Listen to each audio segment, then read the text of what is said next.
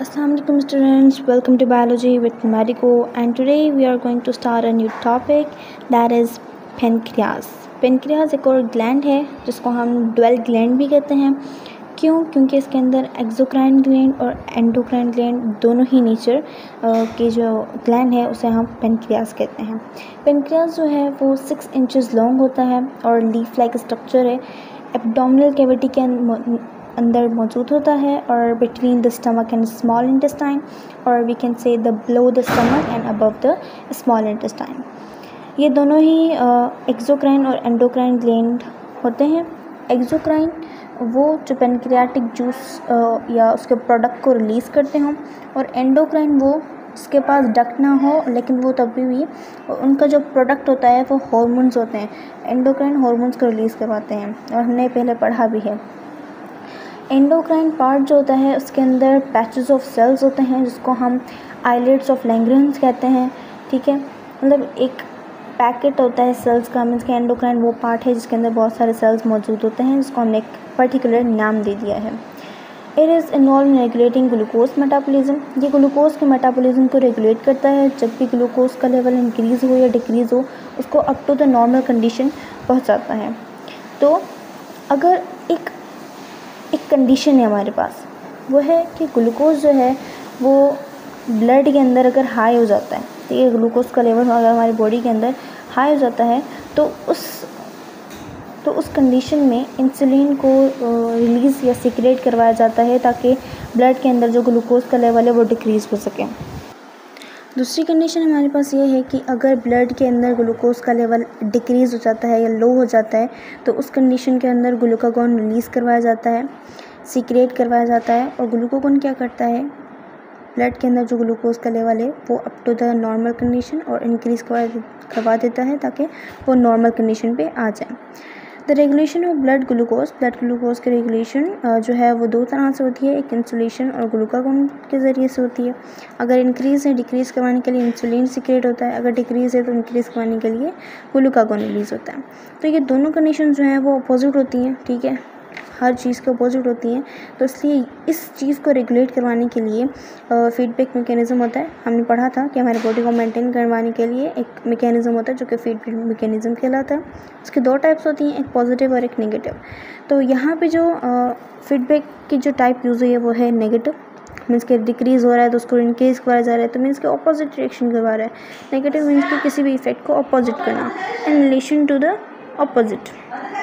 ठीक है, stimulus relation to the stimulus, जो स्टिमुलस के रिलेशन में जो ये चीज़ ऑब्जर्व की गई है।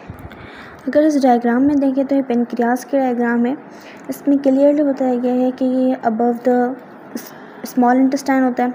लीफ लाइक स्ट्रक्चर आप देख रहे हैं सामने, ये पेनक्रियास है और इसके अबव जो है स्टमक होता है, और हम कहेंगे पेनक्रियास जो है वो बिलो द स्टमक होता है। ये जो कॉमन बाइल डक्ट है, मीन्स कि जो लिवर जो है वो बाइल को रिलीज़ करवाते हैं, तो जो बाइल है वो स्मॉल इंटेस्टाइन के अंदर आता है। तो जो बाइल कॉमन डक्ट है वो कौन से पार्ट में आ रही है, ड्यूडेनम के स्मॉल इंटेस्टाइन के फर्स्ट पार्ट ड्यूडेनम में वो इंटर हो रही है। ठीक है, ये जो बाइल डक्ट है वो गॉल ब्लैडर से होती हुई आती है। ठीक है, साइड में स्प्लीन है। ठीक है, और ये पेनक्रियाटिक डक्ट है जो पेनक्रियास में मौजूद है। उसके अलावा पेनक्रियास के अंदर ये एक पेनक्रियाटिक आइलेट्स हैं जिनको हमने कहा था कि जो एंडोक्राइन के अंदर जो सेल्स होते हैं उनको हम आइलेट्स ऑफ लैंगरेंस कहते हैं। तो ये पेनक्रियाटिक आइलेट्स हैं जिनके अंदर भी जो है वो सेल्स होते हैं। एक सेल के अंदर भी बहुत सारे सेल्स होते हैं, अल्फ़ा सेल्स, बीटा सेल्स और एक्सोक्राइन एसिनस। एसिनस सेल्स होते हैं वो सीक्रेट होते हैं। एसिनस सेल्स जो हैं वो सीक्रेट होते हैं, क्योंकि वो डाइजेशन में हेल्प करते हैं। वो डाइजेस्टिव एंजाइम्स को सीक्रेट करवाते हैं, वो सेल्स एंजाइम्स को सीक्रेट करवाते हैं। और वो एंजाइम है हमारे पास एंट्रोकाइनेसिस। पहले हमारे पास जो डाइजेशन के लिए जो इनएक्टिव फॉर्म होती है वो ट्रिप्सिनोजन होती है, और जो एंजाइम रिलीज़ होता है ताकि इस इनएक्टिव फॉर्म को एक्टिव में कन्वर्ट करे वो है इंट्रोकाइनेसिस। वो ट्रिप्सिनोजन को ट्रिप्सिन में कन्वर्ट करती है एक्टिव फॉर्म में, और वो ट्रिप्सिन जो है वो फिर डाइजेशन में हेल्प करता है इजीली करवाने के लिए। अब यहाँ पे देखें तो अल्फ़ा सेल्स क्या काम कर रहे हैं, ये रिलीज़ कर रहे हैं ग्लूकागॉन को। जब ब्लड के अंदर ग्लूकोज का लेवल कम होता है तो ग्लूकागॉन रिलीज़ करवाया जाता है। और वो अल्फ़ा सेल्स रिलीज़ करते हैं। बीटा सेल्स जो है वो इंसुलिन को रिलीज़ करवाते हैं जब ब्लड के अंदर ग्लूकोज का लेवल बढ़ जाता है, इंक्रीज़ हो जाता है। और एसएनएस सेल्स जो हैं वो एक्सोक्राइन एसएनएस हैं, वो डाइजेशन में हेल्प करते हैं।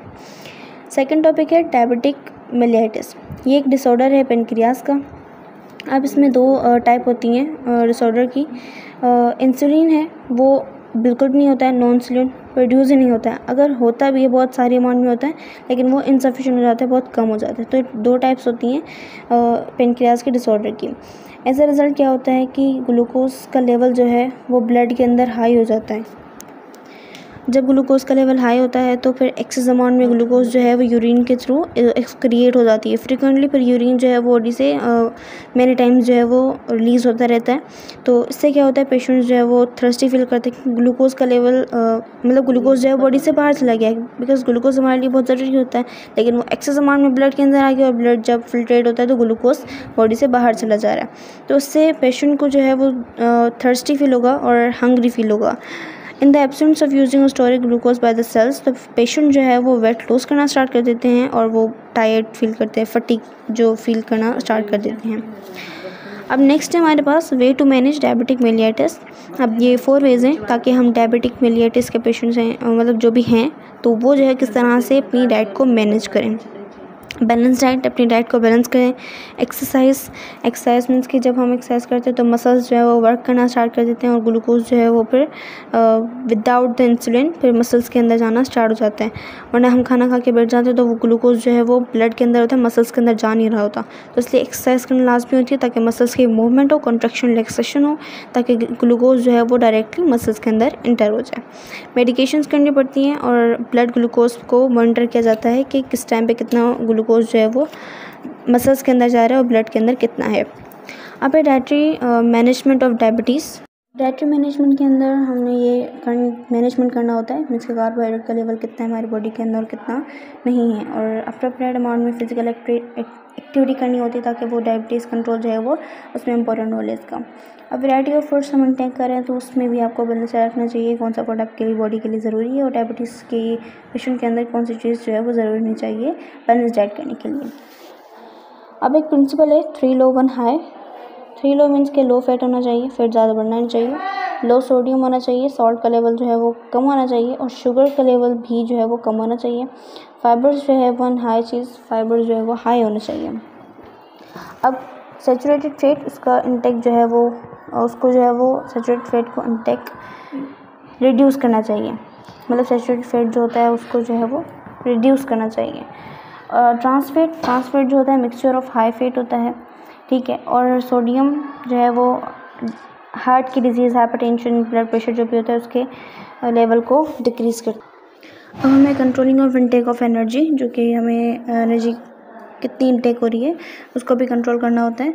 इसके कैलोरीज जो है वो हम कितना इनटेक कर रहे हैं और कितना यूज़ हो रहा है इसमें फॉर द मतलब एनर्जी कितनी यूज़ हो रही है, तो उसके लिए पर्पज़ ये है कि वेट रिडक्शन होना चाहिए और मेंटेनेंस जो है बॉडी की रहनी चाहिए।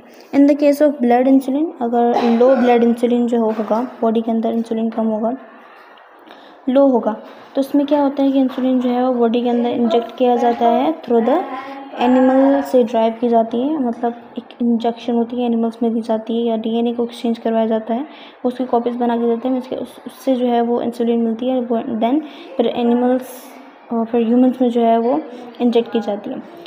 लेकिन ऐसा बहुत हुआ, ठीक है, लेकिन ये बहुत चीप ही है, ठीक है, लेकिन ऐसा बहुत हुआ कुछ ऐसे पेशेंट्स होते हैं जिनको ये एलर्जेटिक रिएक्शन हुआ एनिमल इंसुलिन से, तो फिर अभी न्यू जेनेटिकली अल्टर्ड बैक्टीरिया से जो है वो इंसुलिन बनाया जाता है। मीन्स के जो ह्यूमंस के बैक्टीरिया है उसको जो है वो ह्यूमंस का जो डीएनए है वो बैक्टीरिया में लगाया जाता है, फिर बैक्टीरिया उस डीएनए की बहुत सारी कॉपीज़ बनाता है, तो उससे जो है वो इंसुलिन मिलता है। फिर बैक्टीरिया, अब उसको नाम हमने क्या दिया, जेनेटिकली अल्टर्ड बैक्टीरिया। अब वो इंसुलिन जो है वो ह्यूमन की बॉडी के लिए बहुत प्योर माना जाता है और वही जो है वो ह्यूमंस को लगाया जाता है जिसकी इंसुलिन की जो है वो डिफिशिएंसी फुलफिल हो सके। अब यहाँ पे कुछ फूड्स दिए गए हैं कंट्रोलिंग डायबिटीज़, ठीक है, तो ये फूड्स खाने चाहिए, ये चीज़ें जो है वो होल ग्रेन्स वगैरह ये खानी चाहिए ताकि डायबिटीज़ जो है वो आपकी कंट्रोल में रहे। अब यहाँ पे हमें दिया गया है मिलीग्राम डेसीलीटर में कि आपका डायबिटीज़ या हमारी बॉडी के अंदर ग्लूकोज का लेवल कितना है फास्टिंग में, आफ्टर ईटिंग और 2 to 3 hours after eating.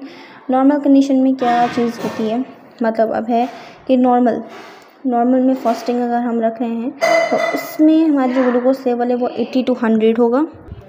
After eating 170 to 200 होता है। आफ्टर ईटिंग 2 to 3 आवर्स के बाद 120 to 140 होता है। ये जो है वो बहुत नॉर्मल जो है वो ग्लूकोज का लेवल हमारे बॉडी के अंदर है डायबिटीज़ का, तो वो ये चीज़ जो है वो नॉर्मल है। अब इम्पेयर्ड ग्लूकोज मतलब ये है कि वो बॉर्डर लाइन पर है, डायबिटीज़ होने वाली है, या तो हम कहेंगे प्री डायबिटिक है, ठीक है। अब इसको चेक करने के लिए हमारे डायबिटीज़ है कि नहीं है, तो उसके लिए एक टेस्ट होता है इंसुलिन रेजिस्टेंस टेस्ट। तो ये टेस्ट करवाया जाता है जिसमें पता चलता है कि हम प्री डायबिटिक हैं या नॉर्मल है हमारा बीपी, ठीक है, जो पेशेंट्स होते हैं। अब फास्टिंग की बात करें तो उसमें 101 भी कह सकते हैं, 125 भी, यहाँ तक जो है वो फास्टिंग होता है। आफ्टर ईटिंग में क्या होता है, 190 to 230 होता है, और आफ्टर ईटिंग 2 to 3 आवर्स में 140 to 160 तक होता है। अब जो डायबिटिक पेशेंट्स हैं उनमें फास्टिंग में कितना होगा, 126 प्लस होगा, और आफ्टर ईटिंग में खाने के बाद 220 to 300 होगा, और फिर 2 से 3 घंटे के बाद 200 प्लस होगा, जो कि बहुत डायबिटिक पेशेंट्स को होता है। अब एक टेस्ट होता है HbA1c, ये प्रीवियस 3 मंथ के अंदर जो भी डायबिटिक कंट्रोल होता है उसको चेक करने के लिए हम इस टेस्ट का यूज़ करते हैं। मीन्स कि RBCs के अंदर ग्लूकोज जो है वो उसका अमाउंट कितना है, ग्लूकोज का अमाउंट जो है वो चेक करने के लिए हम ये टेस्ट करते हैं। ये RBCs के अंदर कितना अमाउंट है, ये 3 मंथ प्रीवियस का जो है वो चेक करने के लिए टेस्ट करते हैं। अब है फोर्थ ग्लैंड, एड्रिनल ग्लैंड, ठीक है। ये जो ग्लैंड होता है वो टॉप ऑफ द किडनी, जिसको हम सुप्रारीनल कहते हैं, और ये ट्रायंगुलर शेप का होता है, जिसके इंटरनल पार्ट जो है वो मेडुला कहलाता है, एड्रिनल मेडुला, और जो बाहर का पार्ट होता है उसे एड्रिनल कॉर्टेक्स कहते हैं। अब इनर की बात करें तो वो एड्रिनल मेडुला है, जिसके अब एड्रिनल कॉर्टेक्स वो जो है नंबर ऑफ स्टेरॉयड या लिपिड को सीक्रेट करता है, लिपिड की टाइप है स्टेरॉयड, उसको सीक्रेट करता है उस हार्मोन को, ताकि वो बॉडी के मेटाबॉलिज्म को, वाटर सॉल्ट के मेटाबॉलिज्म को उसको मेंटेन कर सके, उसको रेगुलेट कर सके। कोर्टिसोल एक और हार्मोन है जो जो है वो एड्रिनल कॉर्टेक्स ही रिलीज़ करवाता है। मीन्स कि एड्रिनल कॉर्टेक्स जो है वो 2 हार्मोन्स को रिलीज़ करवाता है, एक स्टेरॉयड लिपिड और दूसरा हमारे पास कोर्टिसोल। कोर्टिसोल को हम कहते हैं कि स्ट्रेस हार्मोन है, ठीक है, एक स्ट्रेस हार्मोन है। ये भी जो है वो हम कह सकते हैं कि लिपिड की टाइप है कोर्टिसोल। ये एक हार्मोन है जो कि एड्रिनल कॉर्टेक्स रिलीज़ करवाता है, और ये सिकनेस या इलनेस जो भी इन्फ्लामेशन वगैरह होती है टिश्यूज़ में उनको रिस्पॉन्स करता है, और ग्लूकोज के प्रोडक्शन जो भी होती है उसको स्टिमुलेट भी यही हार्मोन करता है। अब एड्रिनल मेडुला की बात करें, वो जो है इमरजेंसी कंडीशंस को रेगुलेट, उसको रिस्पॉन्स करवाते हैं, जिसको हम फाइट और फ्लाइट रिस्पॉन्स कहते हैं। अब ये हार्मोन को रिलीज़ करते हैं, इसको हम इमरजेंसी हार्मोन कहते हैं या एड्रेनालाइन कहते हैं। ये एक्टिवेट करता है एक सिंपैथिक नर्वस सिस्टम को, जो हमने पहले पढ़ा था कि ऑटोनोमिक नर्वस सिस्टम की 2 टाइप्स होती हैं, एक सिंपैथेटिक और दूसरी हमने पढ़ी थी। तो अब ये जो है वो ब्लड का फ्लो मसल्स के अंदर कितना हो रहा है वो चेक करता है, और दूसरों उसको हम एपिनेफ्रॉन का नाम भी देते हैं, एड्रेनालाइन को, ठीक है। एज अ रिज़ल्ट क्या होता है कि अगर ब्लड के अंदर ग्लूकोज का लेवल इंक्रीज़ हो गया है, इंक्रीज़ कर देते हैं कौन, इमरजेंसी हार्मोन। किस तरह से इंक्रीज़ होता है,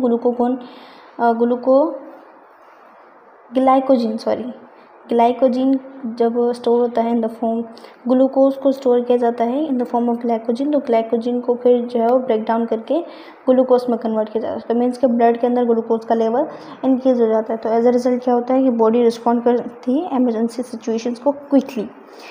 फिर क्या होता है, it dilate the blood vessels of muscles, जो ब्लड वेसल्स की मसल्स होती हैं उनको डायलेट करते हैं, जो हार्ट ब्रेन की होती है कंसिस्ट। अब ये डायलेट क्यों होती हैं, ताकि ऑक्सीजन जो है वो सप्लाई हो सके हार्ट ब्रेन तक, और किडनीज के लिए, स्किन के लिए, जो भी जहाँ पर ब्लड जाता है वो ब्लड जो है वो उस मसल्स हार्ट और ब्रेन तक सप्लाई हो सके। ये जो है वो इमरजेंसी कंडीशंस के लिए काम करता है। जब हम कहते हैं हमारे ब्रेन वर्क नहीं कर रहा, तो इसके ऑक्सीजन, हम सांस में प्रॉब्लम होती है तो ऑक्सीजन जो है वो पहुँच नहीं रही होती, उसको सप्लाई करने के लिए ये कंस्ट्रक्ट होती हैं या डायलेट होती हैं। अभी हमारे पास अगर इस डायग्राम की बात करें तो उसमें किडनी के top of the kidney adrenal gland दिखाया गया है। अब ये काट के दिखाया गया है एक लॉन्गिट्यूडनल सेक्शन में। एड्रिनल ग्लैंड रीजन होते हैं, एक एड्रिनल कॉर्टेक्स और एक एड्रिनल मेडुला। अब एड्रिनल कॉर्टेक्स का एक पार्ट दिखाया गया है जिसमें भी जो है वो जोन्स मौजूद होते हैं 3। एक फर्स्ट पार्ट होता है जोना ग्लोमेरुलोसा, ये जो है वो एल्डोस्टेरोन, सोडियम या क्लोराइन की जो है वो क्लोराइड की रीअब्जॉर्प्शन में हेल्प करता है। मीन्स कि एल्डोस्टेरोन जो है वो एक हार्मोन है, उसको रिलीज करवाता है, फिर वो रीअब्जॉर्प्शन में वर्क करता है। दूसरा है जोना फेस्कुलेटा, ठीक है, जोना फेस्कुलेटा, ये कॉर्टिसोल जो होता है, कॉर्टिसोल का काम करता है, उसको रिलीज करवाने का काम, जो कॉर्टिसोल है वो यहाँ से आता है, ठीक है। और तीसरा है जोना रेटिकुलरिस, ये जो है वो एंड्रोजन या हाइड्रोजन इनको जो है वो रिलीज करता है, ठीक है। तो मतलब कि ये जो है वो टॉप ऑफ द किडनी मौजूद होते हैं। और दूसरा है हमारे पास गोनेट्स। गोनेट जो है वो प्राइमरी रिप्रोडक्टिव ऑर्गन होते हैं, जैसे कि टेस्टिस जो कि मेल्स में होता है, ओवरीज जो कि फीमेल में होता है। अब ये जो है वो गैमेट्स की फॉर्मेशन करते हैं, हॉर्मोन्स की सिक्रेशन करते हैं। फर्स्ट है हमारे पास टेस्टिस। तो टेस्टिस के बारे में पढ़ते हैं। तो टेस्टिस जो है वो ओवल शेप का होता है, स्ट्रक्चर जो है ओवल शेप होता है, और ये पाउच ऑफ स्किन होता है, मीन्स के स्क्रोटम में मौजूद होता है टेस्टिस। ये इसका काम क्या है स्क्रोटम का, ये होल्ड एंड प्रोटेक्ट का काम करता है, उसको प्रोटेक्ट करता है।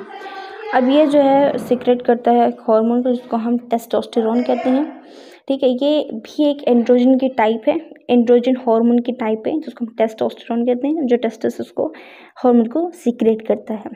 अब टेस्टोस्टेरोन जो है वो रिस्पॉन्सिबल होता है एक development of secondary characteristics boys के अंदर, क्योंकि मेल में मौजूद होता है, तो बॉयज़ के अंदर ये सेकेंडरी कैरेक्टरिस्टिक्स को बनाता है। अपीयरेंस के अंदर जैसे कि मस्टैच हो गया, मूछें, बियर्ड, दाढ़ी, डीपनिंग ऑफ वॉइस, आवाज़ का भारी होना, ये सारे सेकेंडरी कैरेक्टरिस्टिक्स होते हैं जो कि टेस्टोस्टेरोन सारे सेकेंडरी कैरेक्टरिस्टिक्स का रिस्पॉन्सिबल होता है। अब बात करें ओवरीज की। ओवरीज की शेप जो होती है उसकी साइज ग्रेप टाइप होती है, लोकेटेड होता है एब्डोमिनल कैविटी के लोअर साइड पे, आइदर साइड ऑफ यूट्रस के आइदर साइड पे जो ट्यूब्स होती हैं फैलोपियन ट्यूब्स, उनके नीचे जो है वो ओवरीज मौजूद होती हैं। ओवरी जो है वो एस्ट्रोजन प्रोजेस्टेरोन, ये 2 हार्मोन्स होते हैं, इनको रिलीज करवाने का काम करती है। एस्ट्रोजन जो है रिस्पॉन्सिबल होता है सेकेंडरी कैरेक्टरिस्टिक्स में, गर्ल्स के अंदर जो सेकेंडरी गर्ल्स के अंदर है, फीमेल्स के अंदर होता है ओवरीज, तो गर्ल्स के अंदर जो है वो एस्ट्रोजन प्रोड्यूस होता है, ताकि वो रिस्पॉन्सिबल होता है किस चीज़ के लिए, सेकेंडरी कैरेक्टरिस्टिक्स के लिए, मीन्स कि ब्रेस्ट का डेवलपमेंट ऑफ ब्रेस्ट, उसके अलावा शार्पनिंग ऑफ वॉइस, जो पतली आवाज़ होती है, शुरिल आवाज़ होती है, वो एस्ट्रोजन रिस्पॉन्सिबल होता है उसको करने को। सेकेंडली हमारे पास प्रोजेस्टेरोन, ये मेंटेन करता है यूट्रस को, प्रिपेयर करता है फॉर प्रेगनेंसी, ठीक है, यूट्रस को प्रिपेयर करता है पहले से ही, ताकि वो प्रेगनेंसी में वर्क कर सकें। अब है feedback control mechanism of hormonal secretion. अब फीडबैक जो सिस्टम 2 टाइप्स का होता है, ये रेगुलेट करवाया जाता है, मीन्स के हार्मोन्स की जो सिक्रेशन होती है वो भी फीडबैक सिस्टम कंट्रोल करता है, और ये तब सीक्रेट करवाया जाता है जब रिक्वायरमेंट होती है, और रिक्वायर्ड नहीं होते तो ये सीक्रेट नहीं करवाते। ये सारा कंट्रोल जो है वो फीडबैक सिस्टम करवाता है। अब इसकी 2 टाइप्स होती हैं, एक नेगेटिव और एक पॉजिटिव। नेगेटिव फीडबैक कंट्रोल ये एक ऑपोजिट इफेक्ट को जो है वो कंट्रोल करता है, रिफर्स करता है, जब स्टिमुलस वगैरह होते हैं in the relation of opposite करते हैं। फॉर एग्जांपल, अगर मैंने आपको पहले भी बताया था कि ब्लड के अंदर ग्लूकोज का लेवल बढ़ जाता है, तो उसको डिक्रीज़ करवाने के लिए इंसुलिन रिस्पॉन्सिबल होता है, तो मीन्स कि बढ़ रहा है उसको कम करा, तो ये अपोजिट इफेक्ट हुआ, ठीक है। तो मीन्स कि वो एक सेट पॉइंट पे उसको ले आते हैं, तो मीन्स कि negative feedback system. Positive feedback system ये इन्हेंस्ड का काम करता है, और ये अपोजिट नहीं होता, ठीक है। इफेक्ट क्या देते हैं, एनहेंसमेंट, इंक्रीज का इफेक्ट देता है इन रिलेशन टू स्टिमुलस, जो भी चेंज वगैरह आता है।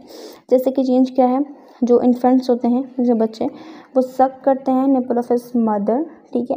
अब जो ऑक्सीटोसिन होता है, हमने कहा था इमोशंस में वर्क करता है, तो ऑक्सीटोसिन का दूसरा फंक्शन ये भी होता है कि वो मिल्क इंजेक्शन करता है, ठीक है। और दूसरा हार्मोन रिलीज करता है, जैसे कि प्रोलैक्टिन, ये जो है वो मिल्क की जो मिल्क बनता है उसमें जो है वो हेल्प करता है प्रोलैक्टिन, और इंजेक्शन का काम जो है ऑक्सीटोसिन करता है। 2 हार्मोन जो है वो प्रोड्यूस होते हैं, तो मीन्स के पॉजिटिव इफेक्ट दे रहे हैं। फर्दर जो है वो continuous increase the hormonal secretion, जिस तरह से वो करता रहेगा उसी से ही वो हार्मोनल सिक्रेशन जो है वो होती रहेगी, सेवरल फोल्ड जो है वो आते रहेंगे। तो मीन्स कि ये पॉजिटिव इफेक्ट दे रहा है। और दूसरा नेगेटिव फीडबैक सिस्टम, ये दोनों आई होप आपको समझ आ गए होंगे। अब लास्ट टॉपिक है हमारे थर्ड चैप्टर का, disorder of the nervous system. अब बाकी बॉडीज़ की तरह हमारी बॉडी के अंदर बहुत सारे सिस्टम्स होते हैं, जैसे कि नर्वस सिस्टम, इसके अंदर भी बहुत से सफ़र्स होते हैं और डिसऑर्डर्स होते हैं, जैसे डिपेंडिंग करता है नेचर डिसऑर्डर्स पे। अब 2 टाइप्स होती हैं, एक वेस्कुलर और एक फंक्शनल। वेस्कुलर की बात करें तो ब्लड वेसल्स के अंदर मसला वगैरह होता है, उसको हम पैरालिसिस कहते हैं। नर्व्स वगैरह के अंदर जो इशू वगैरह होता है उसे पैरालिसिस कहते हैं। इनके अंदर एग्जांपल आती है वो पैरालिसिस है, मीन्स फालिज होना। और फंक्शनल की बात करें, ये जो है वो due to the brain nerve impulse का मसला होता है, उसे हम एपिलेप्सी कहते हैं। फालिज की बात करें तो ये फालिज, पैरालिसिस की बात करें तो उसका मतलब है फालिज। ये जो है वो कैसे कैरेक्टराइज किया जाता है, जब पार्शियली और कम्प्लीटली जब एक बॉडी के अंदर मूवमेंट होना स्टॉप हो जाती है, पार्शियली मीन्स का आधी जो मूवमेंट होना स्टॉप हो जाती है या तो कम्प्लीटली हो जाती है, and by the inability to contract one or more muscles, मतलब जो मसल्स हैं वो इनएबिलिटी हो जाती है, मीन्स के कॉन्ट्रैक्ट नहीं हो पाते, रिलैक्स नहीं हो पाते, तो मीन्स के ब्लड सर्कुलेशन में भी मसला होना स्टार्ट हो जाता है जब मसल्स मूवमेंट नहीं करते। तो it may be accompanied by loss of sensation में भी मसला हो जाता है, जिसकी वजह से वो सेंस नहीं कर पाता कि मुझे ये चीज़ मूवमेंट करवानी है, इस मसल को मूवमेंट करवाना है, कि ये मुझे रिस्पॉन्स करना है। तो अब ये 2 तरह से हो सकता है, या तो ब्रेन के अंदर हैमरेज हो जाता है या ब्लीडिंग, ब्लड क्लॉट हो जाना, ब्लीडिंग होना या ब्लड क्लॉट हो जाना या हैमरेज होना, ठीक है। तो ये एक ब्रेन के स्पेसिफिक पार्ट के अंदर होता है, जिसको हमें ब्रेन में हम कहते हैं कि एज अ रिजल्ट हम कहते हैं कि इंजरी हो जाती है। तो इससे स्पाइनल कॉर्ड नर्व्स में भी जो है वो मसला हो जाता है, जिससे वो रिस्पॉन्स सही से नहीं करता है और उसकी मसल जो है वो स्टॉप हो जाती है वर्क करना। इसको एग्जैक्ट कॉज क्या है इसका, वो जल्दी से डायग्नोस किया जाता है, ट्रीटेड किया जाता है, जिससे हम कहते हैं कि फिजियोथेरापी करना, ठीक है। उससे भी मसल्स अगर ठीक हो जाती हैं, अगर फिजियोथेरापी करवाने से ठीक हो जाती है तो ठीक है, ये मसल्स मूवमेंट करना स्टार्ट कर देती हैं फिजियोथेरापी से। अगर फिजियोथेरापी नहीं करवाएंगे तो अदरवाइज मसल्स जो है वो डीजनरेट हो जाती हैं, तो इससे हम कहते हैं फालिज होना, या हम कहते हैं पार्शली, जब कहते हैं कि आधा सा काम नहीं करता है बॉडी का, आधा सा पूरा जो है वो काम नहीं करता है। अब हमने पढ़ा था पहले भी, राइट लेफ्ट को कंट्रोल करता है, लेफ्ट राइट को कंट्रोल करता है। ब्रेन के लेफ्ट साइड में मसला होगा, हेमरेज हो जाएगा, तो बॉडी का राइट साइड जो है वो वर्क करना बंद कर देगा। अगर ब्रेन की राइट साइड में प्रॉब्लम है तो बॉडी का लेफ्ट साइड जो है वो काम करना बंद कर देगा, तो उसे हम कहते हैं फालिज होना। सेकेंड है हमारे पास एपिलेप्सी। एपिलेप्सी का मतलब है मिर्गी, ठीक है। ये जो है वो ब्रेन डिसऑर्डर है, temporary alternation in one or more functions में। रिकरेंट सीजर्स मीन्स के पूर्ववक्त हो जाना, बार बार झटके आना, इसे हम एपिलेप्सी कहते हैं। या तो लिप्स में हो जाना, ठीक है, किसी भी बॉडी पार्ट के अंदर अचानक से झटका आ जाना, उसे हम कहते हैं एपिलेप्सी। अब ये किस तरह से होते हैं, abnormal electrical activity in brain. अब देखें, अगर हमारे पास कोई एक्टिविटी हो रही है, हमें कुछ चोट वगैरह लग गई हाथ में, ठीक है, तो वो इफ़ेक्ट क्या होगा कि चोट लग गई तो डायरेक्ट मैसेज आएगा ब्रेन को, और ब्रेन उसका डायरेक्टली जो है वो रिस्पॉन्स कर देगा, ठीक है। लेकिन अगर आपको चोट लगी, आपको दूसरा भी रिस्पॉन्स करना है, तो एक रिस्पॉन्स जब ब्रेन के पास जाएगा और ब्रेन से वापस जो रिस्पॉन्स नहीं आता, या तो वो रिस्पॉन्स आधे में रुक जाते हैं या तो ब्रेन के पास आते हैं, जो ब्रेन से रिस्पॉन्स आता है वो आपको नहीं मिलता, तो उससे आपको रिकरेंट सीजर्स हो जाती हैं, झटके आना स्टार्ट हो जाते हैं। जब एक साथ एक रिस्पॉन्स नहीं हो रहा, दूसरा रिस्पॉन्स एक साथ हो रहा है, दोनों रिस्पॉन्स एक साथ हो रहे हैं, तो वो सही से मैसेज नहीं जा पाता कि आपको कौन सा रिस्पॉन्स पहले करना है, तो उसमें आपको झटके आना स्टार्ट हो जाते हैं। तो स्टिमुलस जो है वो आपको फ्लैश लाइट से भी सडन हो जाता है, आँखों में जब लाइट पड़ती है तो उससे भी आपको सडन ये रिएक्शन करना पड़ता है। तो जो है अनकॉन्शियस स्टिफनेस आ जाती है बॉडी के अंदर, अक्कड़ जाना, ट्विचेस जर्क्स आ जाना, अनकंट्रोलेबली होता है, वो हमारे कंट्रोल में नहीं होता है, वो झटके आना स्टार्ट हो जाते हैं। तो जब ये फ्रीक्वेंसी सीजर्स की बढ़ती जाएगी, ठीक है, तो उस तरह से ये एपिलेप्सी भी जो है वो बढ़ती जाएगी। The frequency of seizures can be reduce by using proper medication. अगर प्रॉपर मेडिकेशन करें तो सीजर्स कम हो जाते हैं, रिकरेंट सीजर जो है वो प्रोवोक्ड कम हो जाते हैं। लेकिन अगर इलाज नहीं करवाएंगे, ट्रीटमेंट नहीं करवाएंगे, तो एपिलेप्सी बढ़ती जाएगी और इसका लास्ट स्टेज भी होती है। तो मीन्स के एपिलेप्सी में झटके आना स्टार्ट हो जाते हैं और फॉरेस्ट में बॉडी वर्क करना बंद कर देती है। तो ये होते हैं हमारे नर्वस सिस्टम के डिसऑर्डर्स। तो यहाँ पे हमारा चैप्टर नंबर 3 जो है वो ख़त्म होता है। इंशाल्लाह नेक्स्ट वीडियो के अंदर हम MCQs की बात करेंगे। आई होप आपको ये टॉपिक ईजिली समझ आ गया होगा। मिलते हैं नेक्स्ट वीडियो में, तब तक के लिए टेक केयर एंड अल्लाह हाफिज़।